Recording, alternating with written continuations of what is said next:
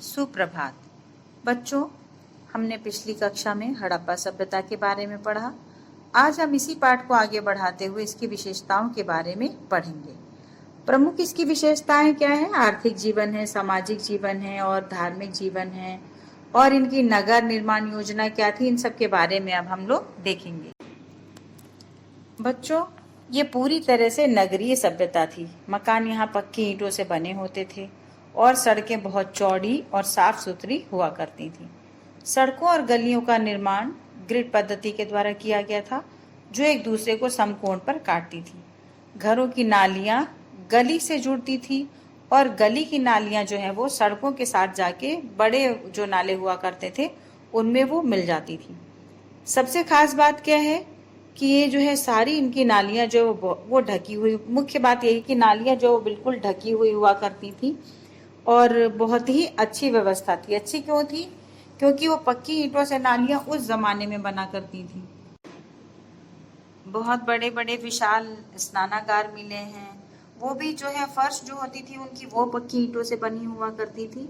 विशाल अन्नागार मिले। अन्नागार क्या होता है? जहाँ पे अनाज को रखा जाता है, माने स्टोर किया जाता है।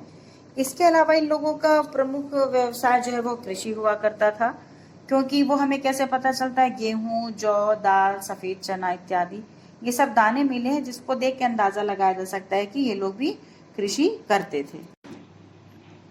पशुपालन भी इन लोगों का एक महत्वपूर्ण व्यवसाय था, क्योंकि बैल, गाय, भैंस, बकरी इत्यादि इन सब जानवरों के चित्र मिलते हैं, जिससे कि पता चलता है। विशाल संख्या में तौलने के बट्टे तथा माप के पैमाने मिले हैं, जिससे पता चलता है कि लोग को भी उसका भी ज्ञान था। इसके अलावा मूर्ति निर्माण भी यहाँ पर होता था, क्योंकि मिट्टी, पत्थर, विभिन्न धातुओं से कलात्मक मूर्तियों का भी निर्माण हुआ करता था। चित्रकला में भी इन लोगों की रुचि थी, क्योंकि मिट्टी के मटके, घड़े इत्यादि पर क्या है कि सुंदर चित्रकारियां मिली हैं, जिसमें कि पशु, पक्षी, वृक्ष इत्यादि ये सब मिले हुए हैं।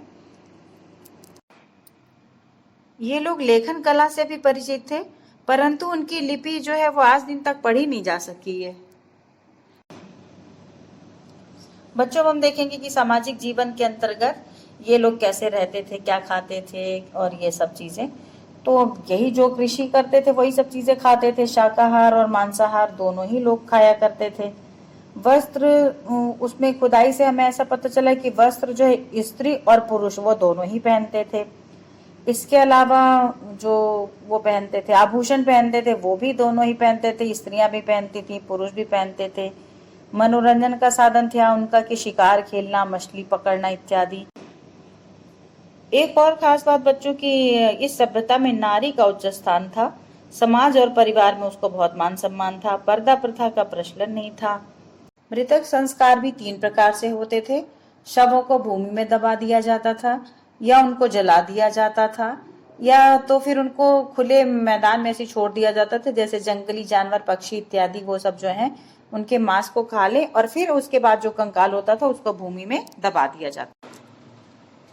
बच्चों, मैंने आपकी सरलता के लिए हड़प्पा सभ्यता से संबंधित कुछ चित्र भी इसमें लगाए हैं।